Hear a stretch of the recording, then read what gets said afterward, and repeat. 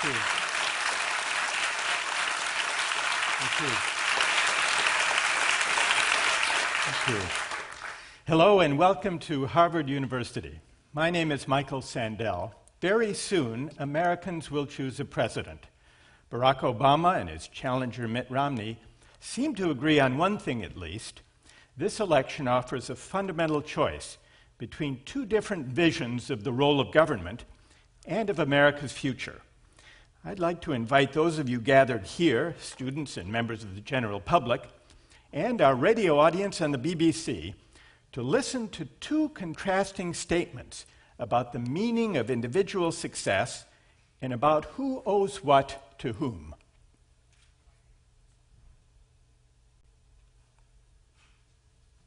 If you've been successful, you didn't get there on your own. You didn't get there on your own. I'm always struck by people who think, well, it must be because I was just so smart. There are a lot of smart people out there. It must be because I worked harder than everybody else. Let me tell you something. There are a whole bunch of hard-working people out there.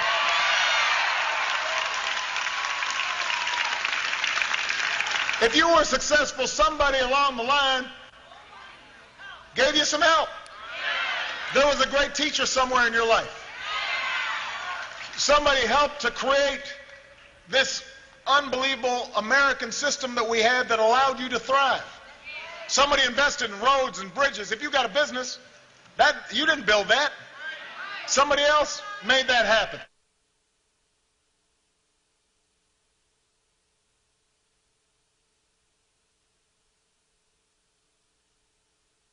I know that there are some people who believe that if you simply take from some and give to others, that we'll all be better off. It's known as redistribution. It's never been a characteristic of America. Just a tape came out a couple of days ago with the president saying, yes, he believes in redistribution. I don't. I believe the way to lift people and to help people to have higher incomes is not to take from some and give to others, but to create wealth for all of us, to create an economy so strong it lifts everybody. This idea of redistribution follows from the idea that if you have a business, you didn't build it. Someone else did that. It's the same concept. That, see, government is responsible for everything that's going on here. And therefore, government can take and give as it chooses. It's an entirely foreign concept that will not work, that has not worked, that has never worked anywhere in the world. Now, the first statement by President Obama was widely viewed as a gaffe. Republicans have mocked the notion that the successful owe their success to somebody else or to the government. The second statement by Mitt Romney came on the heels of a gaffe of its own, a secretly recorded video showing him telling wealthy donors that 47% of Americans pay no income tax, are dependent on the government, believe that they are victims, and believe that they are entitled to health care, to food, to housing, to you name it. An astute observer once defined a gaffe as when a politician inadvertently says what he actually believes. I'd go further. These two so-called gaffes actually represent a rare moment in this campaign when the two candidates were caught expressing thoughts that verge on political philosophy. Much of the debate in this campaign revolves around taxes and health care. President Obama favors higher taxes on the wealthy. Governor Romney favors tax cuts for everyone, including the most affluent. And then there is the recently enacted health care reform, commonly called Obamacare. Romney wants to repeal it, Obama wants to keep it. But lying just beneath the surface of these debates are big questions of political philosophy. What is a fair society? Who is entitled to what? And what is the moral significance of individual success in a market economy? Let's begin with health care. Let's put aside the complex details of the recent healthcare reform and focus on a question of principle, a question about entitlement. Consider the following statement. Every American is entitled to decent health care regardless of his or her ability to pay. Let's see what people here think about that statement. Do you agree or do you disagree? Let's see by a show of hands. How many agree with the statement, every American is entitled to decent health care regardless of his or her ability to pay? Raise your hand if you agree with that statement. And how many disagree with that statement? All right, here at Harvard's Kennedy School of Government, the majority agree with that statement. A minority disagree.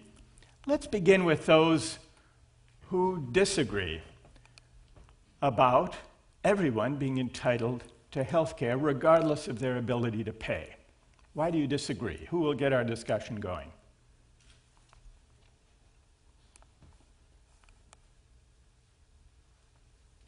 Who else? Yes. In the back. Hey there, my name's Aaron. I disagree with this because it implies if they're entitled to a service or a product that someone else is going to be providing that for them, and I'm one of the someone else's, and I don't feel that I or anyone else should be forced to have to pay for anyone else's services and products. You're one.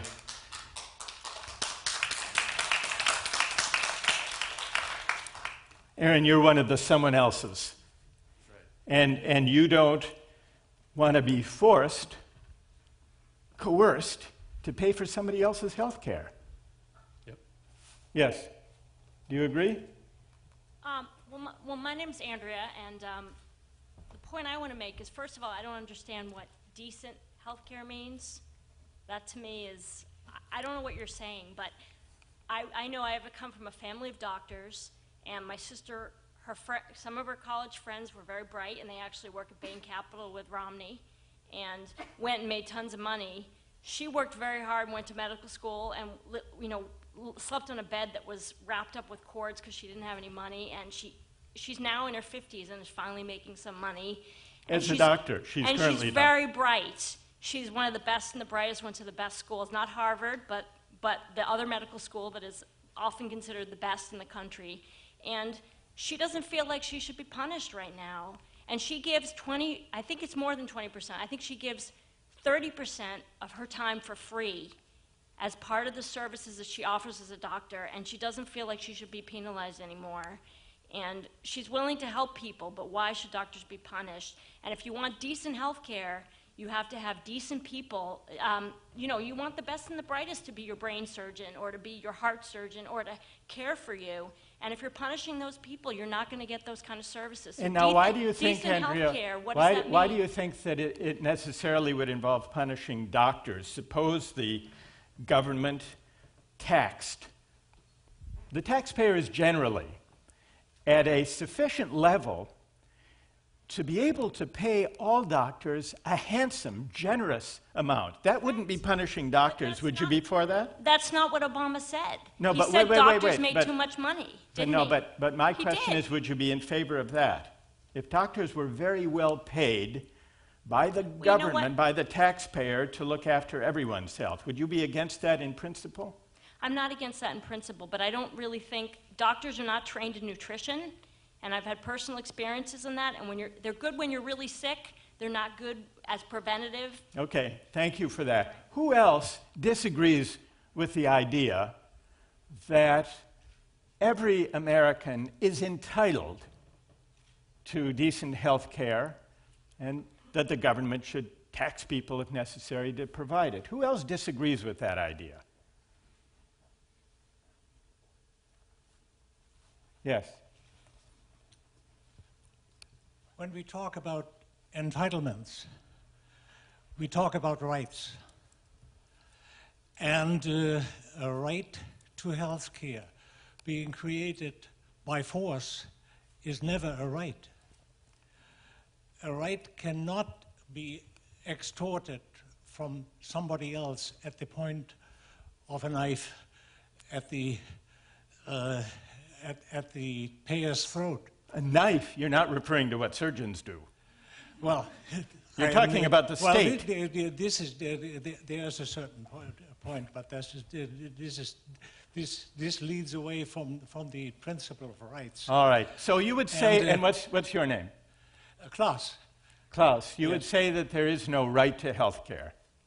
Well, we have to define what is a right.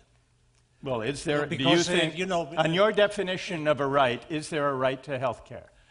No, because a right is only a right to action. Read the Declaration of Independence. There are a few enumerated rights in the Declaration of Independence. I remember them.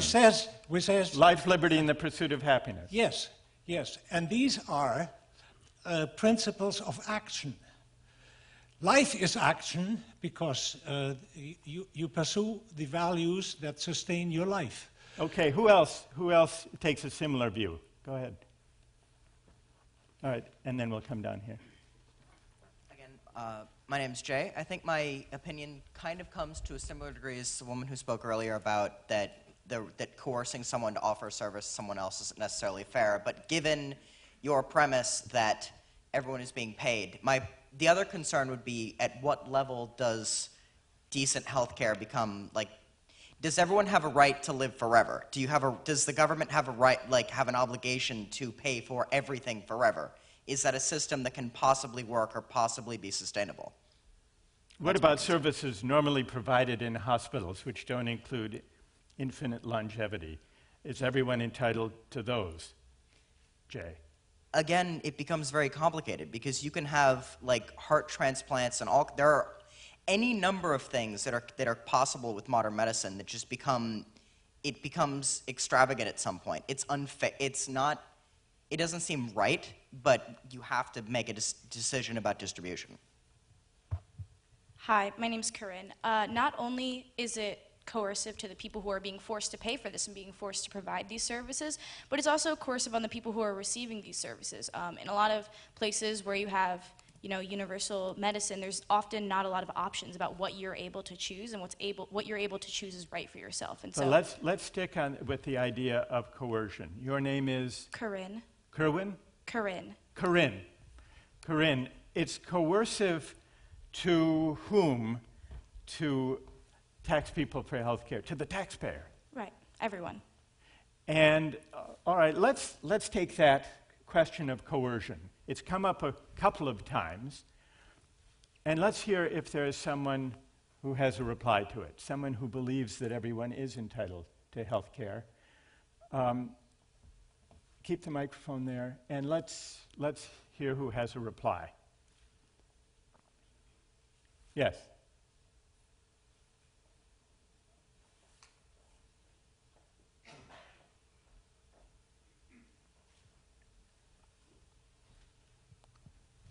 Hi, my name is Dava.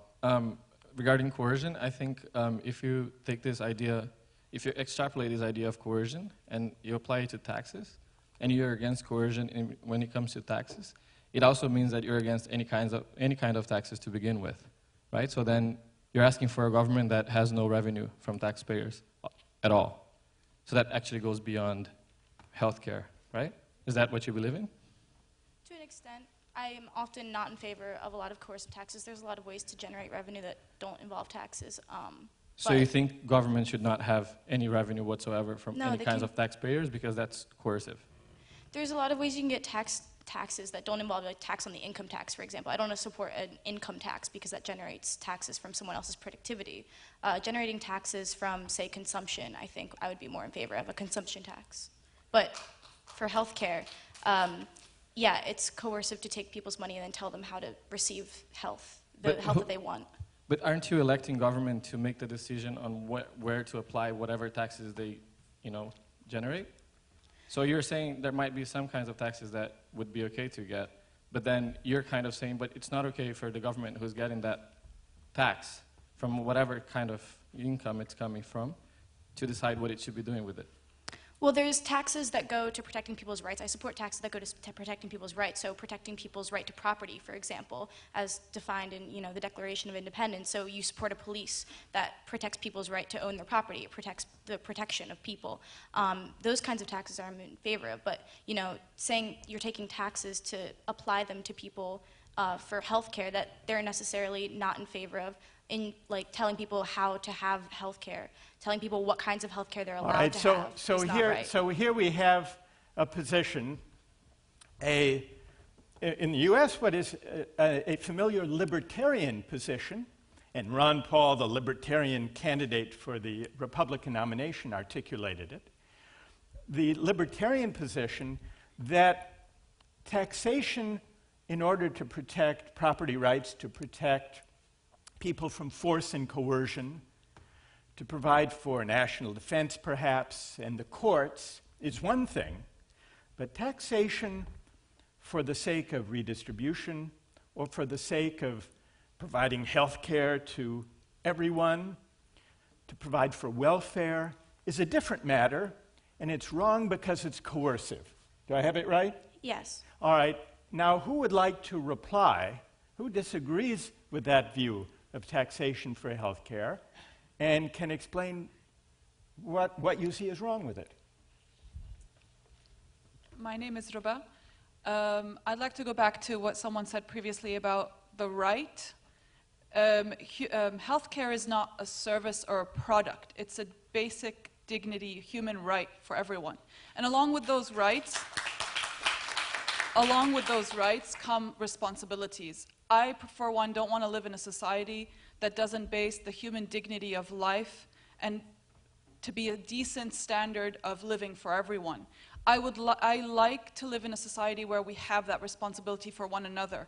I wouldn't want to live in a society where we throw our poor, sick people into the street because they can't afford it. And that's the type of society I expect my government to give me.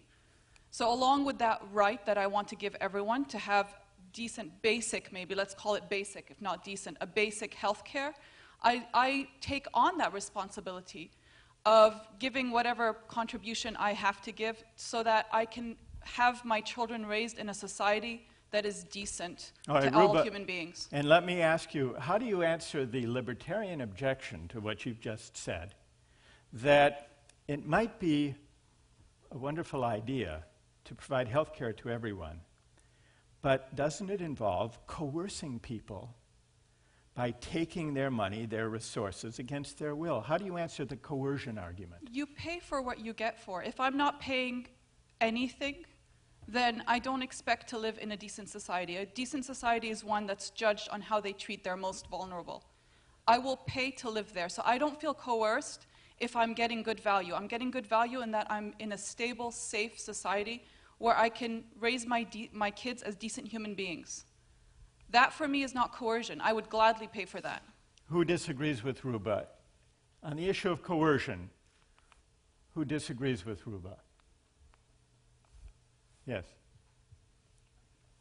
Hi, my name's Shaun. I agree with a lot of what was just said, actually. I think it would be a terrible thing to live in a society that let people be destitute on the street, let the sick go unhelped. And I think most people in this room agree with that. And I think that's exactly why you don't need a government to do it. Everybody agrees that it would be horrible to do these things. Charitable organizations are designed to deal with these types of things. Religious institutions are designed to. Historically, fraternal societies have been able to do these things. There's no problem with helping people. There's no problem with providing aid to the poor. The problem is with the coercive mechanism used, where you take from people involuntarily through taxation, through government, to provide benefits to other people. As long as it's done voluntarily, these are very worthwhile, great goals. And Shaun, why is it a bad thing if it's a worthwhile goal for private charities? Why is it not also a worthwhile goal for collective state action, for people of a democracy to tax themselves to advance those worthy goals? There's nothing wrong with people donating to the government. The very fact that we have taxation is proof it's not a donation, because it's forced. If the government is willing to accept charitable donations, but you don't give it there. If, in fact, it's not a very effective way to do it, you'd be better off giving it to American Red Cross, to giving it to Catholics, hospitals, to giving it to other institutions that could do it more effectively and more efficiently. This is why people don't donate to the federal government. They donate it to actual institutions that are much better able to handle poor. All right, so it would be a good thing for private charity to help people with their health care needs, but the government should not coerce people, should not coerce taxpayers to provide for this end. What do you say? Yeah, and I would go back to the notion of the social contract. And if we pay taxes and we go to war you need to be alive. So the first basic argument is to be alive and to be healthy in order to live the basic notion of a life, of a decent life. So if you're paying taxes for going to war, I mean, that would be coercive, much more than paying taxes to have a decent health care. And tell us about the social contract. Tell me your name again. Yael. Yael. The social contract you point to, Yael. Now, some people have referred to here, defenders of libertarianism here have referred to the U.S. Declaration of Independence, which says that there is a right to life, liberty, and the pursuit of happiness. Now, you, Yael, have referred to the social contract. What is the social contract exactly, and when did we sign up for it? Well, it comes from the French first. But it comes from the French people. I think the origins, we can track them back to the French people.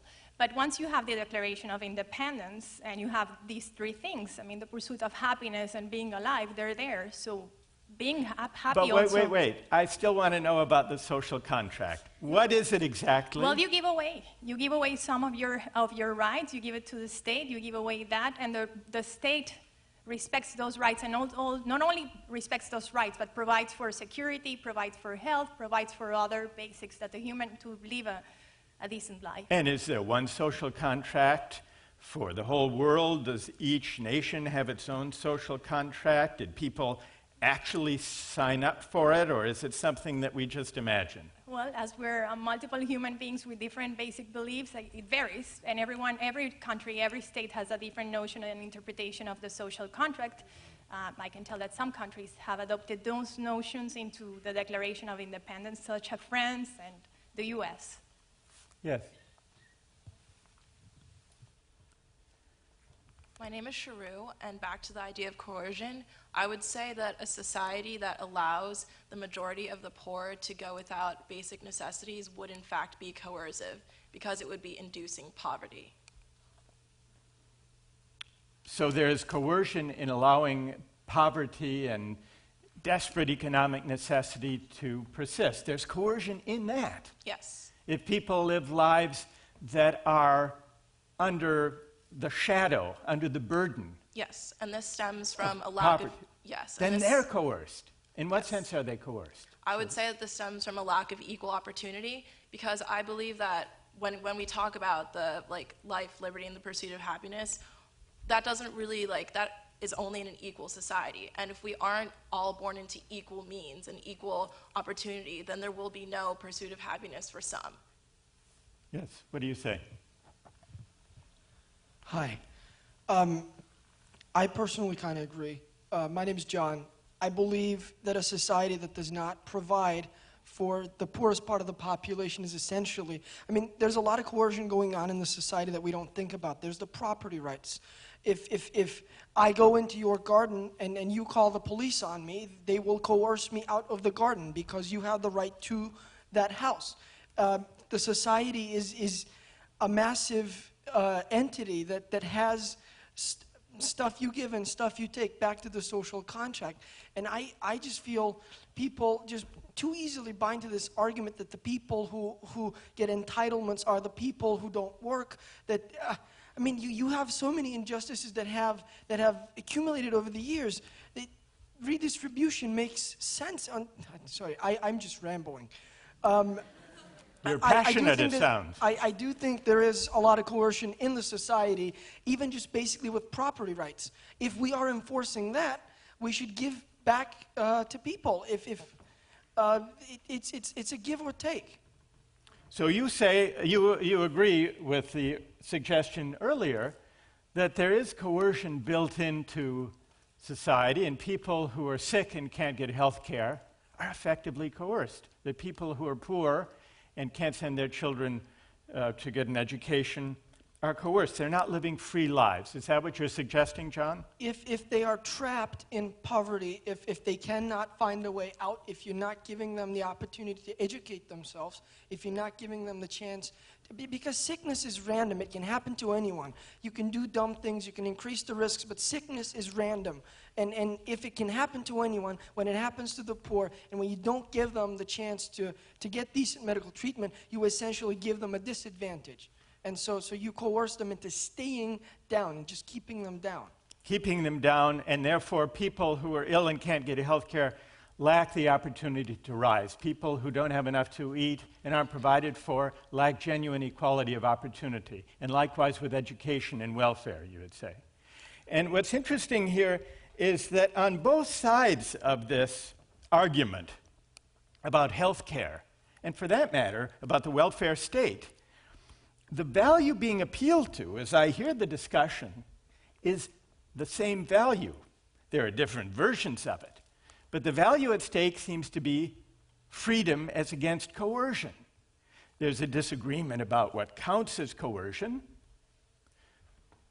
The libertarian voices that argue against an entitlement to health care say that taxing people to pay for other people's health care is coercing them.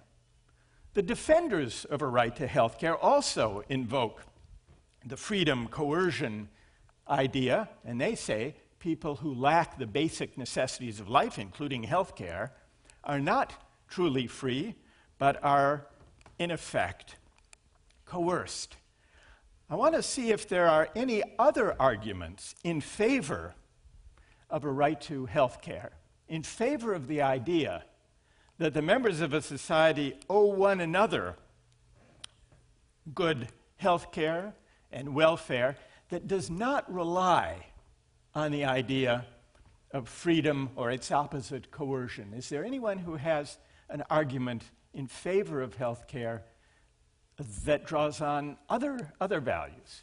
Yes. Good night, my name is Juan Pablo.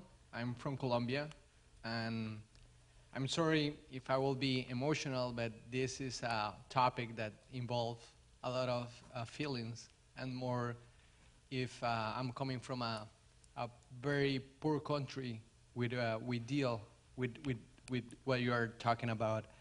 And I'm really surprised that actually there's some people that could question that statement that you firstly appointed. You're surprised that some people are against a right to health care. Yeah, exactly. I'm like very, very surprised. And why do you think it should go without saying that there is a right to health care? What would be your reason?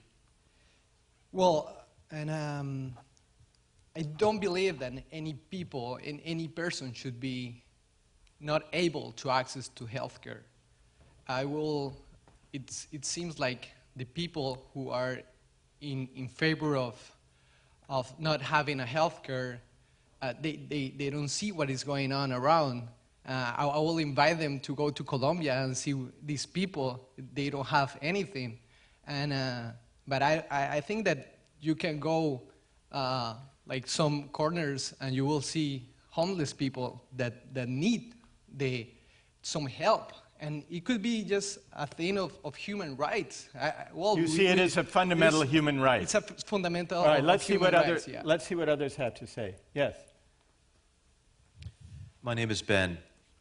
In the United States, many of us believe that public education, especially for children, is a very important foundation for a thriving democracy, that one cannot effectively participate in democracy without an adequate education. I would extend that and say without an adequate healthcare system, our democracy cannot thrive. I think that there's also a national security basis for that. In an age of being interconnected in a global world, in an age of pandemics and other mass diseases that affect public health, we cannot allow people to go untreated. If one person is suffering, not only is that an injustice for that individual, but it also endangers the general health of a society and the global well-being. Let me ask you about your argument from democracy. Why does democracy require that everyone in the society be provided health care and education?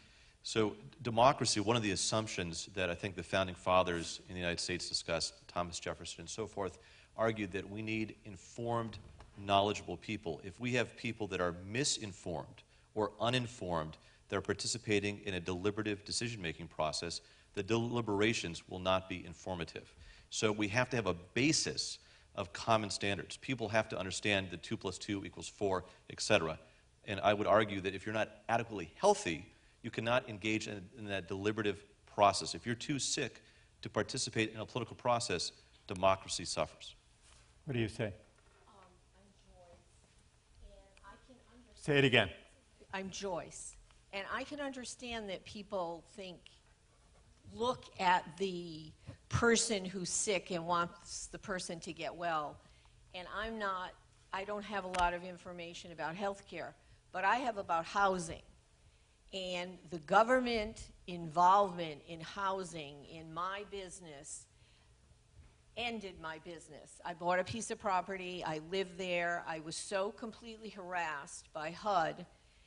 People, I could no longer, in a year and a half, I had to sell the property. People paid twice, 2 extra months rent to rent because of HUD's involvement. So you think that government regulation And I don't want the is government oppressive. involved with healthcare. It's too important, and I cannot imagine that the government, in fact, I worked for the government, and I was a warranted contracting officer. I know what goes on in a government office.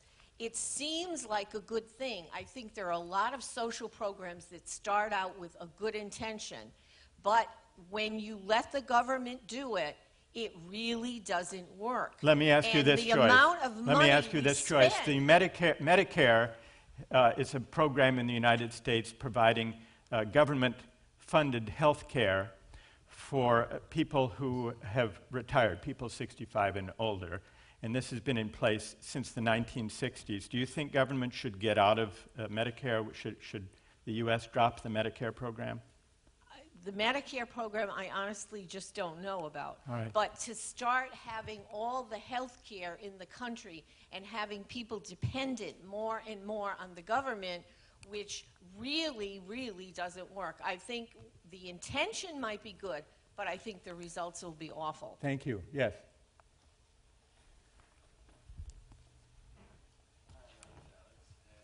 Say it again. Alex?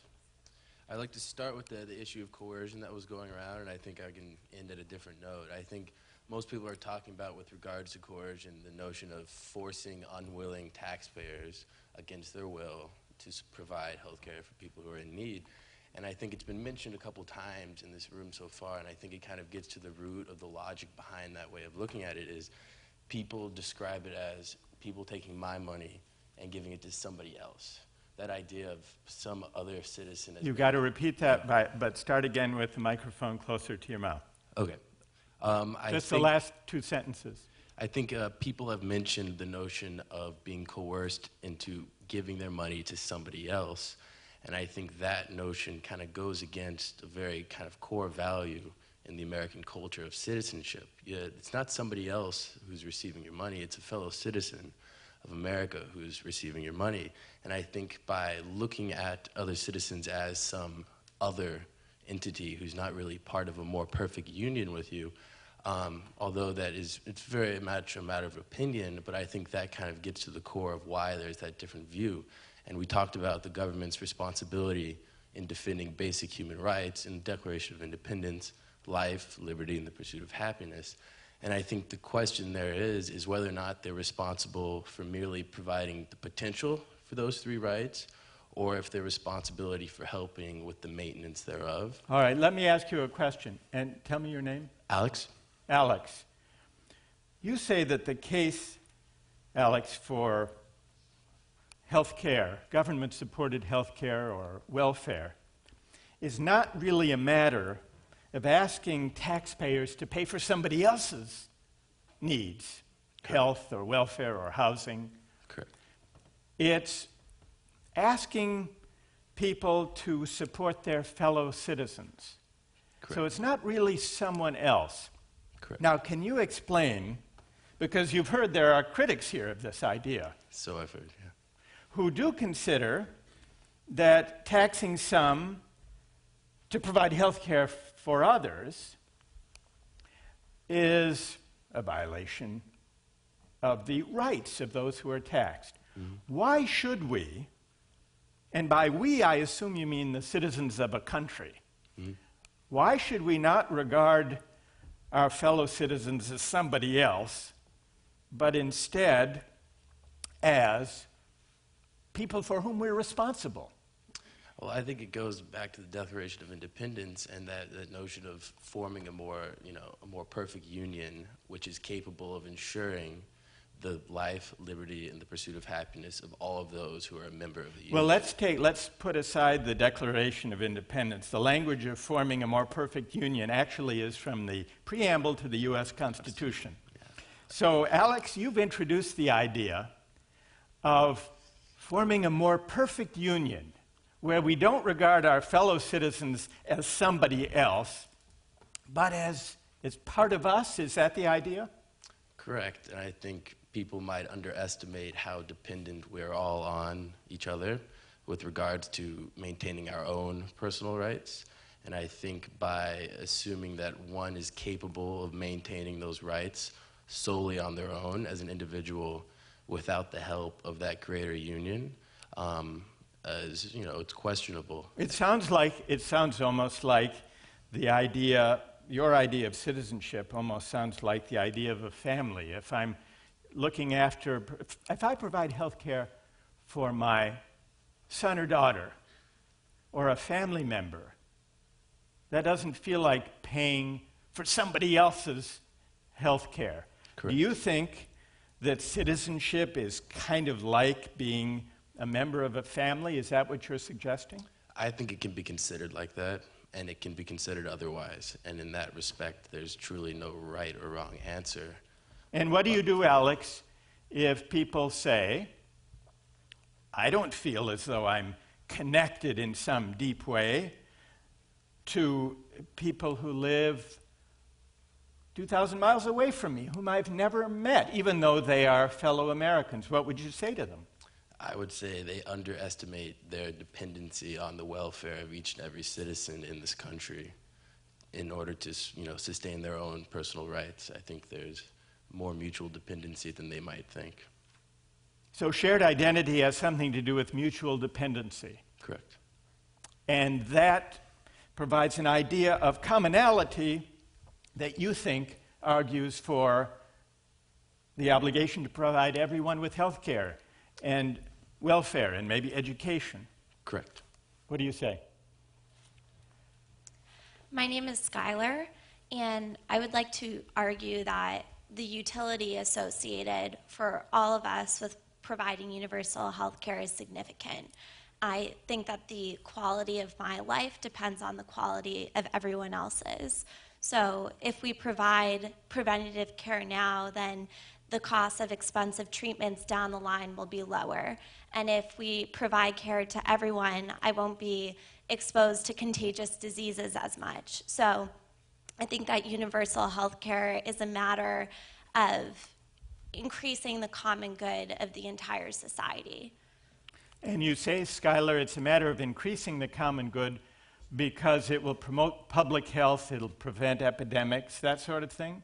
Exactly. And what do you think about Alex's suggestion that the common good requires that members of a political community see themselves as being responsible for one another? Do you agree or disagree with that idea?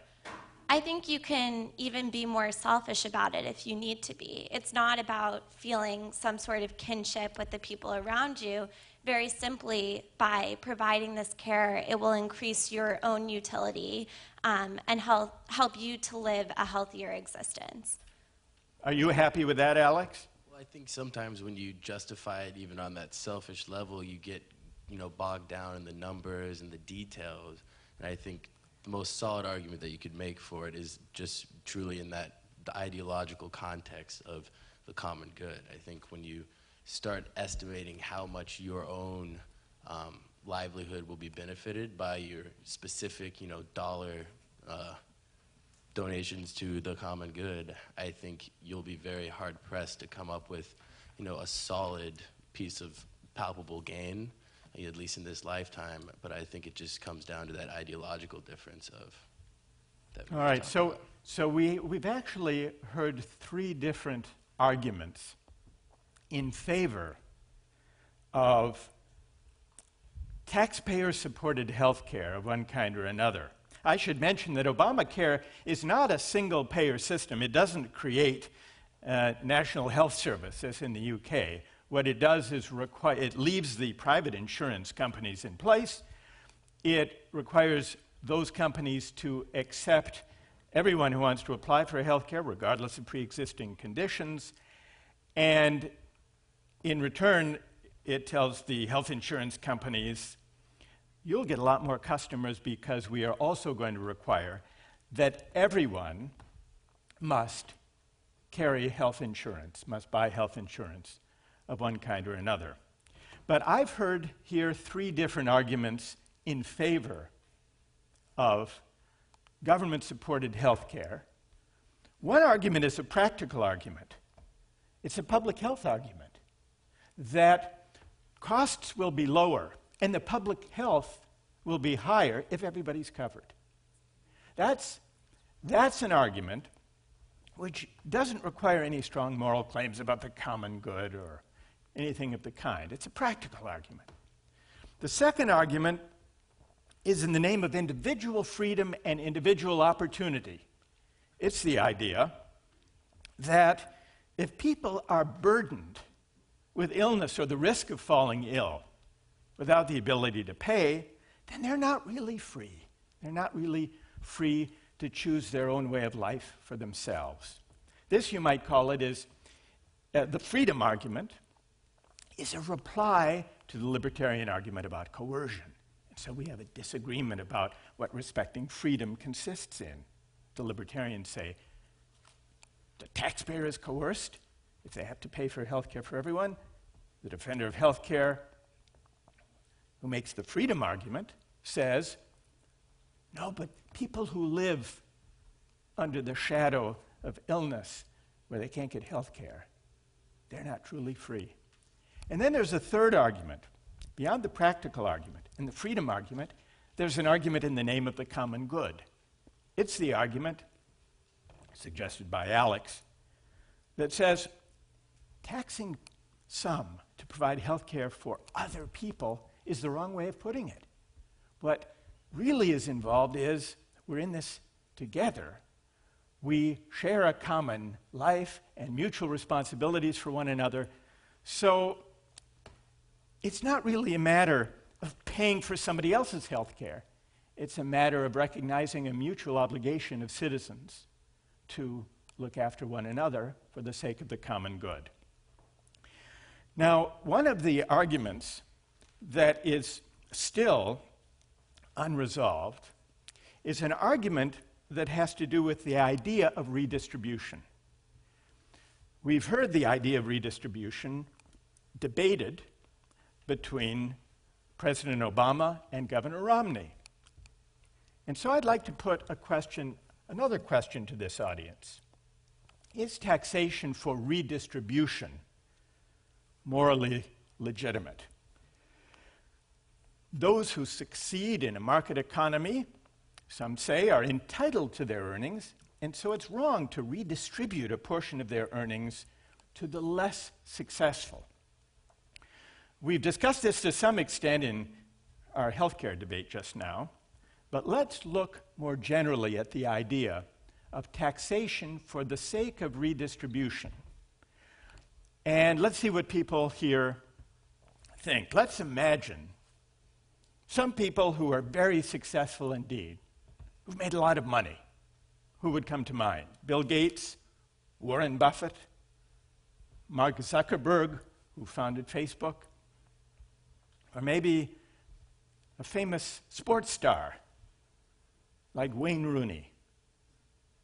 You haven't heard of Wayne Rooney? How many here? So that the BBC Radio 4 audience can hear how many people at Harvard have heard of Wayne Rooney. Applaud if you have. And those who haven't, you applaud now. All right. So it sounds to me like the majority haven't heard of him. Well, he's a famous, well, we would say here soccer player, football player in the UK. Makes huge amounts of money. But you can think instead, if you like, of Michael Jordan. All right.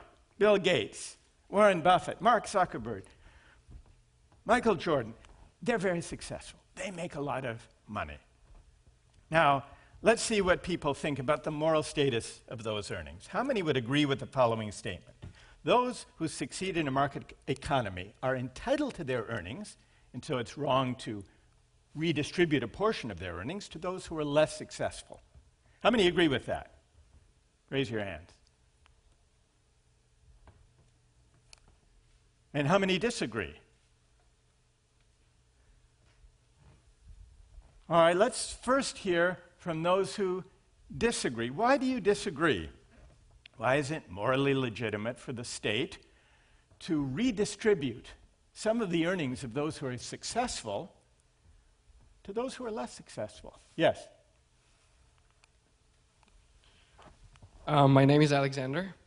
So I have 3 arguments to bring up for this. 3 arguments? Yes. You're well armed here. So first I would go back to John Locke and his concept of government and say that when he defined government, he said that when people join a certain government and they stay within its jurisdiction, they voluntarily relinquish some of their right to property. And they allowed his government to do whatever he deems necessary with that part. So all right, well, let me stop you on that one, Alexander. You're bringing up the idea, John Locke's idea, of the social contract. Yes. Earlier, we had some discussion of the social contract. And your idea is that since we all entered into a social contract, somehow or other, part of that contract was to let the government tax some, the successful, to help the less successful. Is that the idea? Yes. And Alexander, when did we enter into this social contract exactly? Well, some people might bring the counter-argument that we were essentially forced by birth. But wait, back, before we get to counter-arguments, when did we enter? When did you enter into the social contract? Did you ever sign it? Well, I didn't sign it, but I was born under a certain jurisdiction, and if I stay there, I tacitly agree with what it does, so with the government that operates that jurisdiction. So whatever they do, you tacitly agree with? Well, so long as I don't do anything against that government, I agree with it. Does that mean you agree with all of the policies of the government? Well, not necessarily with each and every single one of them, but if I agree with the majority of the policies, then I agree with the basic idea of the government. And so, Alexander, you would say, though you didn't actually sign a social contract, the fact that you haven't picked up and left gives tacit agreement to the basic system of law that prevails in the country where you live? Yes. All right. So, and that is enough to justify taxing the successful to help the less advantaged? Well, I would say so. All right. And you had another argument. What's that? I was going to refer back to the idea of economic equitability, and that as long as some people make a certain sacrifice, and as long as they work as hard as they can, they deserve to get something in return. And if this involves taxation, then it is all right, because in addition to efficiency, we also have to ensure equitability, and taxation is one of these ways which government can use. All right, but we're trying to get at the question whether government should promote equality at all, equality of income or wealth or condition. You think the government should. Why? Well, yes, I believe that the government should, because a big portion of how we take advantage of our opportunities and equal opportunities is luck, and luck doesn't favor everyone. And if 2 people work as hard, it doesn't necessarily mean that they will reach the same point because of the luck factor. So the fact that 2 people have worked as hard as they can and one had the benefit of the luck doesn't mean that the other person should not get at least as much as he deserves for the hard work. All right, so you're invoking luck, Alexander. So when we look at successful people like Bill Gates or Wayne Rooney or Michael Jordan, you're saying that part of their great success is due to luck, and therefore they don't deserve it to keep it all? I'm not. not necessarily, but what's the luck involved? What's well, the luck? They had they had the benefit of the luck. The way everything happened in their case could have happened the same way in someone else's case if luck was on his side, but it didn't. So I do believe that essentially they all some part of their, like, people face trade-offs, and one trade-off for getting that much luck is probably giving a little bit of your income to society. All right, thanks. So the idea of luck, yes. What do you think? Hi, my name's Alana, and I just want to say that terming it redistribution for taxation purposes, it's a red herring term and frankly irrelevant. Warren Buffett, he drives on roads that are funded by the government. He pumps his car with gas that is funded by the government indirectly through government support for the oil industry. Warren Buffett, everywhere he turns, is benefiting from giving his tax money to the government. So it's a simple matter of he's not entitled to hold on to his earnings because he's benefiting from what the government is doing with everyone's taxed earnings, period. Who has a reply? My name is Bettina. I have here in my hand an iPhone, and I have a pen that says Google on it. Both these companies have benefited our lives immeasurably. How many of us have made a Google search today? How many of us used our iPhone or our smartphone to get here? That is worth so much more than the money that Steve Jobs or whomever, Bill Gates, has made in their lives.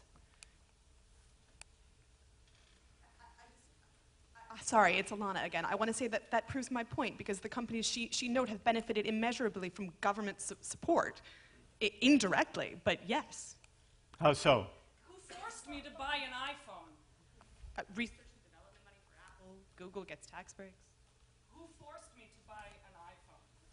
Hi, my name is Anne, and I would argue that each of us are given so many opportunities. I myself, in getting here to where I am studying, so many people were involved in my education, ensuring that my health and welfare were taken care of, in making sure that the roads were paved so that the school bus could take me to school from South Central Los Angeles, to ensure from even scholarships from Bill Gates and Warren Christopher to ensure that I could learn more about energy and whatever else happened to be of interest to me to pursue a bigger public good. And beyond that, there's so many other public goods that happen to benefit. It takes a village, right, they say, to raise a child. Well, it also takes a village to maintain that child in wherever he or she may be. Even Bill Gates, the roads that he drives on, like people were saying earlier, are maintained by us. But roads, let's take the example of roads, which come up again and again. In fact, it was one of the examples that President Obama used when he said, "You didn't build it." I imagine that a libertarian would say, all right, we can pay for roads. There is such a thing, after all, as a toll road. We can support it through user fees. So everyone who uses a road pays for it by paying a toll. Put roads aside. Why are Bill Gates and Warren Buffett and Michael Jordan and successful people, for that matter, why are we, Anne, indebted to other people or our fellow citizens who may have had nothing to do themselves with the roads we ride on?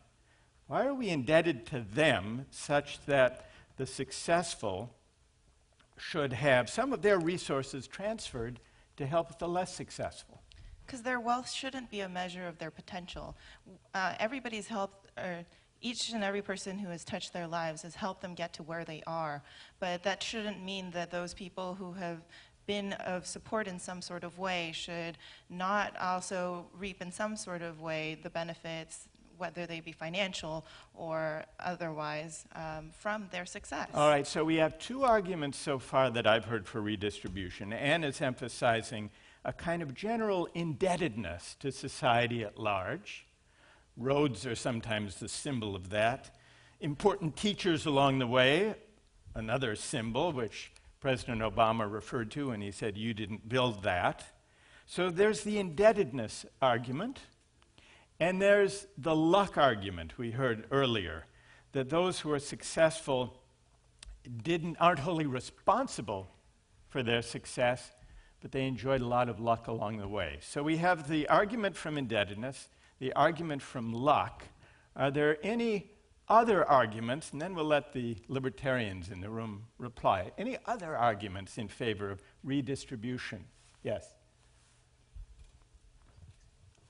My name is Peter. I would look back to the economic coercion argument that we were looking at before and say that when the government is redistributing wealth, it's not just saying that Group A is paying for the welfare permanently of Group C. It's saying that the government is providing a guarantee of everyone that you're going to have a minimum standard of living. So if you lose your job, you're not going to starve to death. So it's not saying that Michael Jordan will always pay for people in the lower income to not be poor. It's saying that if Michael Jordan were poor, he would also be provided with that standard. Now, obviously, it's very unlikely that Michael Jordan is really going to be in danger of starvation in the near future. But we also don't say that people who live in areas that have low crime rates don't have to pay for the police because they're not using that service. We're saying that there's a benefit that's provided to everyone in the society, not just a given group in the society by the government, and therefore everyone should pay for that because they are potential beneficiaries of it. Because I might need those services if I fall on hard times. Yes. But why can't I take out a private insurance policy? But that's the same idea that people have a right to those services, just as you could hire someone to protect you from crime rather than having to pay for everyone to have the police. But we say that everybody has a right to not have certain harms inflicted upon them. Yes. My name is Dave. I'm not a libertarian. I am not happy at being painted with the brush that painted Ron Paul. I'm an originalist for the Constitution, and I believe in individual initiative, and I think that it was wrong to take the argument away from my sister here and counter it with specious arguments on behalf of redistribution. The sovereignty of the individual is at the foundation of the Constitution. And I believe the argument that people who are taking initiative in the society are providing a benefit way beyond the measure of their private results from that enterprise is an argument fully compatible with what this young man said, and we need not pose specious contrary arguments against the Constitution. Yes, what would you say? Yes, in addition, I would also like to argue... Tell us your name. Oh, I apologize. My name is Nicole. I'm coming from a purely libertarian standpoint. I would like to argue against this idea that we have a entitlement to help out those who generally help out society, to those who have benefited society, as I would argue that their efforts have already been benefited through their income or through, if they did build roads, they were paid for that. They didn't do it out of the goodness of their heart. If they were teachers, they received pretty good benefits from the government.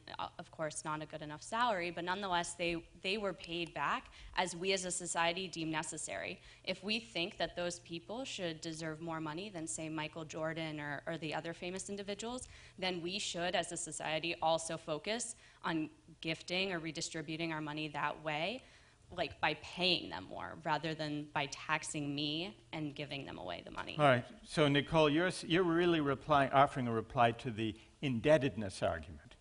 You're saying it's true everyone uses the roads, but the people who built the roads were paid. It's true that people rise thanks to the wonderful teachers they had, but those teachers were paid. They weren't working for free. So those debts, if I hear you right, those debts you're saying have been paid through the price system, through the market, through the compensation that these helpers have already received. So what else is there to the idea of a persisting debt to society? Do I hear you right, Nicole? Yes, I think that this idea that there's... I'm sorry. So Yeah, do I my hear you? apologies. Do I hear you right? Yes, I do totally believe that. I think the only other argument that you could say to the indebtedness is that there's this concept of luck. But I don't think that just because Michael Jordan was lucky enough to be born tall means that he's suddenly indebted to every other individual who gives their money with consent to pay for their tickets. I don't think that because he's lucky to have that ability requires that he give away his money. Oh, well, all right. Now you're addressing the luck argument. All right, and let me see if I understand your reply to the luck argument. You're saying, yes, Michael Jordan is lucky to be a gifted basketball player. Sure, he worked hard, but I could work hard, equally hard, and never be as good a basketball player. So yes, there is some luck. But that fact, you're suggesting, does not give society as a whole a claim on his earnings. Yes, because I think that if we allow a claim on his earnings, then that leads to a very slippery slope in which if we say that we have a claim to the fruits of his labors, which we would be if we're taxing his earnings from his income, then we are also saying that we have a claim over his body and his work, which I don't necessarily think that a lot of people would be able to make that claim. And all right, let me ask you this, Nicole. It's a powerful argument. Would you say, though, that the luck argument, which you concede about Michael Jordan's talents, let's say, doesn't that undermine the idea that he morally deserves to keep all of the money he makes playing basketball very, very well? I don't think it undermines it. I think it's almost a corollary. Yes, he was lucky, but I don't think that means that he's suddenly morally obligated to give this up. Okay, thank you for that. Yes, what do you say? Hi, my name is Guido. I was wondering if you could also see healthcare as an investment. Just imagine a taxi driver in New York. He's just a new citizen. He's trying to make his money, and he breaks his arm. Would it be a better investment to give him some healthcare so he can fix his arm, drive his car again, and contribute to society? Or would you rather have no healthcare and maybe he'll go down, be somebody annoying on the street, asking for money all the time? What would you rather have? So I'd rather see it as an investment, healthcare. Yes. And that's an argument for universal health care. It is an argument definitely for basic universal health care. Yes, what do you say? My name is Kevin, and I'd like to pose a question to those who believe that there should be no redistribution. And the question is, given that we live in a society that is highly unequal, and one in which if you're born poor, you're very, very likely to live your entire life poor, what's the moral justification for a society in which so many are so poor and so persistently poor? All right, stay there. How would you like to reply? It's Aaron? Yeah, this is Aaron. How y'all doing? All right, speak directly to, is it Peter? Kevin. Speak directly to Kevin. Kevin,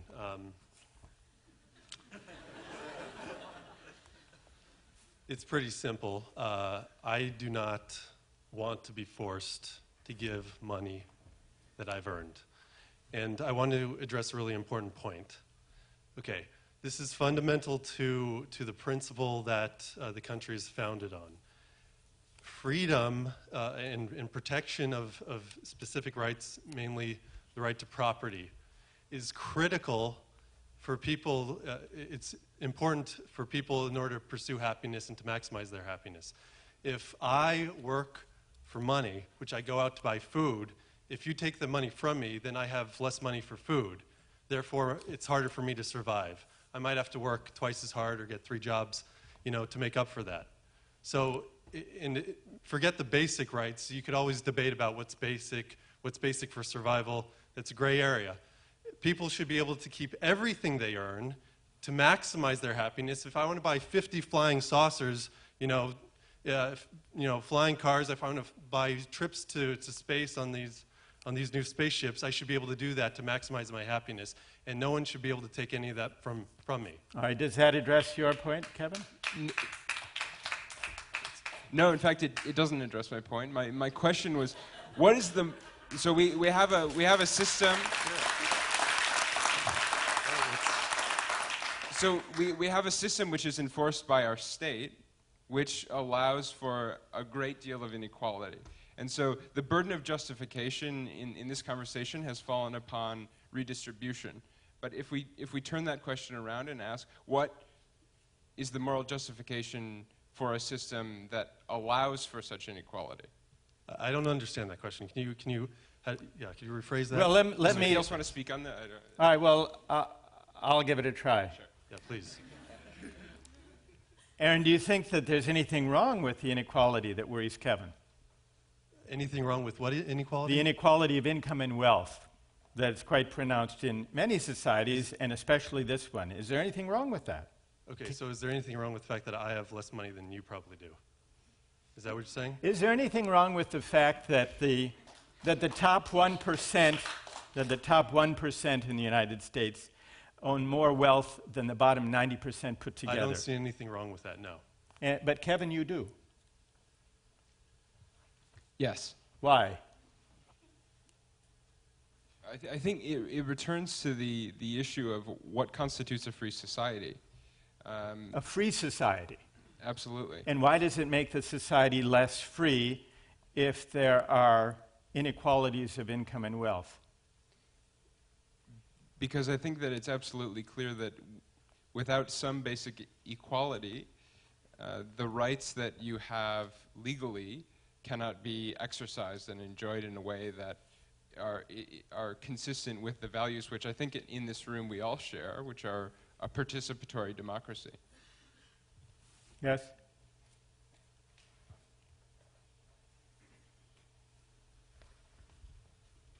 Hi, my name is David. I think what we're wrestling with to some degree are some basic fundamental questions about how we want to live in a society, right? And some of the basic ideas that I've certainly grown up feeling as being a member of this country and society is there should be, at a bare minimum, some kind of equality around opportunity, right? So that feels very real to me, of equality of opportunity. We don't all need to have the same amount of money, but there should be some basic equality of opportunity. And to achieve that, you will need to pay for it. So we're not talking about whether someone takes money away or not, your hard-earned money away. We're talking about how much. And the second piece of that is there's a basic principle here that those who have more have a greater ability to give more. So we're not saying, you know, you made it, it's mine, I'm taking it away. We're saying we all need to pay in to some degree. There should be equality of opportunity, and that those who have more are able to give more. And some would go much further, such as Warren Buffett and others, who are saying they have a right and a moral duty to give more. All right.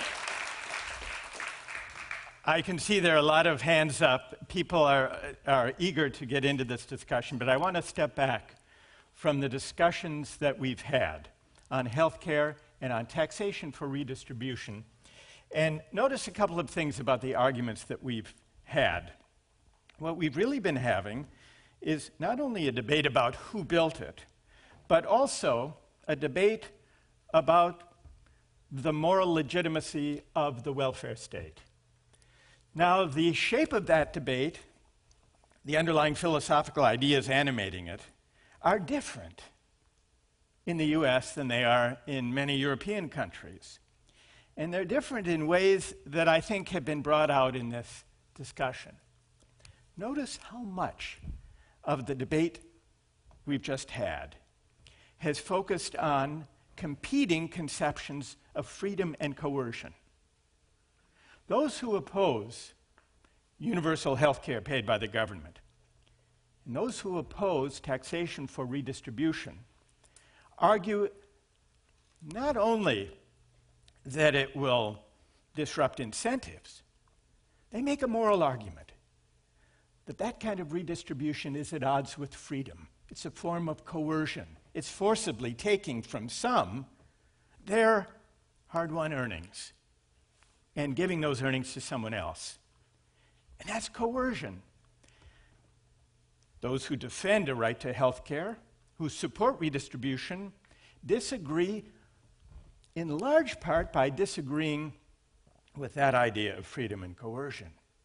They invoke a rival notion of freedom. They say we're only free as persons and as citizens if we're not burdened by illness when we can't get health care, or poverty, or lack of education. We're not really free if we lack equality of opportunity to learn and prepare and train to compete effectively in the marketplace.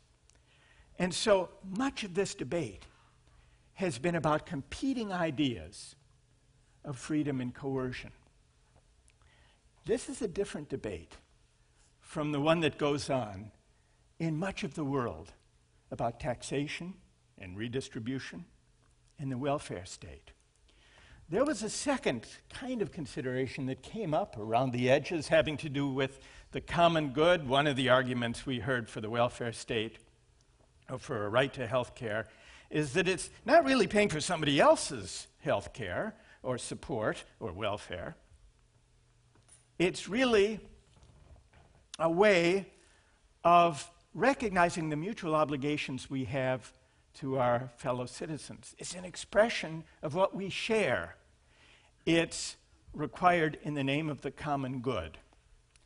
The freedom argument and the argument in the name of the common good. If you look at the history of the American welfare state and the history of American liberalism, one of the striking things is that for the most part, the advances in the American welfare state have been made by liberals. This goes all the way back to Franklin Roosevelt in the 1930s and the New Deal, in the name of the freedom argument.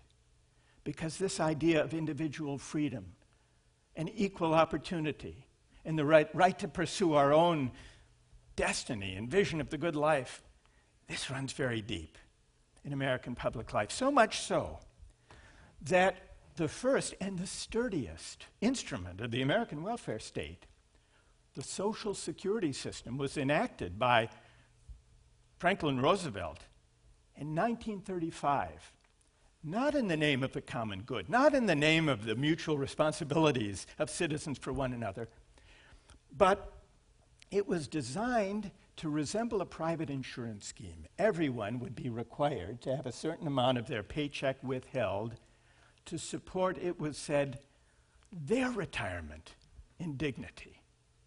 Now, in practice, the U.S. Social Security system does have an element of redistribution built into it. But FDR said at the time, we made it based on payroll contributions, not the income tax, so as to give the contributors a legal, moral, and political right to collect their pensions and their unemployment benefits. With those taxes in there, FDR said, no damn politician can ever scrap my Social Security program. Now, his program has persisted. It's one of the most fixed features of the American welfare state. And it's interesting to remember that its moral basis was an individualistic one. It wasn't about taking responsibility for everybody's old age and retirement. And we saw something similar with the next phase of the American welfare state. In the 1960s, Lyndon Johnson's Great Society program, when Medicare, the health insurance program, government-sponsored health insurance for retirees, was enacted. His war on poverty. But here's how Lyndon Johnson defended it. He said, we have diligently worked from Social Security to the war on poverty to enlarge the freedom of man. This was in 1964 in his great campaign debate with Barry Goldwater, a libertarian. And as a result, Lyndon Johnson said, Americans tonight are freer to live as they want to live, to pursue their ambitions, to meet their desires than at any time in all of our glorious history. So in many ways, American liberalism and the liberal case for the welfare state has taken its shape in the encounter with libertarian ideas and has based itself largely on the individualist idea of freedom that says, as FDR once said, necessitous men are not free men. Now, this may seem strange to Europeans who draw typically for their welfare states on stronger notions of social solidarity and the common good. In America, it seems, we conduct these debates differently.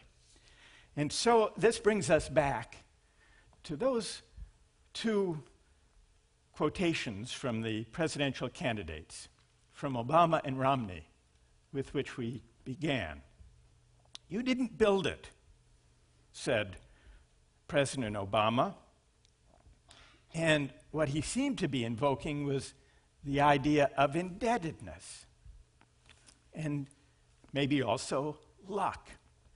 "You relied for your success on all sorts of help that may not be visible, but that matter morally."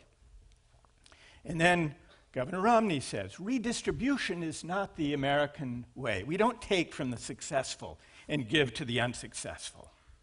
That's not the way we do it," Governor Romney says, "in America." Now, in many ways, what "you didn't build it" really means, I think, is this: if you're successful, recognize your luck, recognize your indebtedness, and don't inhale too deeply of your success. It's not only your own doing in the thoroughgoing way that you might think. I think that's the message of "you didn't build it." Many people here have suggested that there is considerable moral force in that argument. And yet, it's worth asking a question if we step back from this. It's worth asking a question if we step back from this debate and ask, is that a persuasive argument? Is that an adequate argument? Is that an adequate argument for the welfare state? To say that freedom, individual freedom and equality of opportunity require it. And does American liberalism pay a price by not articulating and embracing more fully than it does other moral ideas drawn from traditions of social solidarity and the common good? Other arguments drawn from social solidarity and the common good. I want to thank the audience here at Harvard University's Kennedy School of Government. And I also want to thank the audience on BBC Radio 4. Please join me next week in Dallas, Texas, where we'll be debating the vexed issue of immigration and asking, how far should an open society go in accepting outsiders? And shall I do the second? And I also have to give you thanks in another way. Thanks to the audience here at Harvard University's Kennedy School of Government, and thanks to our audience on BBC Radio 4 for listening to this second and final debate in the American edition of our series, The Public Philosopher. Thank you all very much.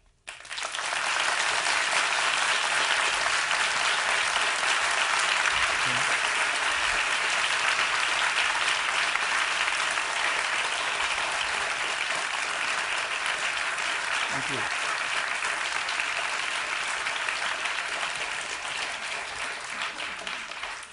It's okay to cough now.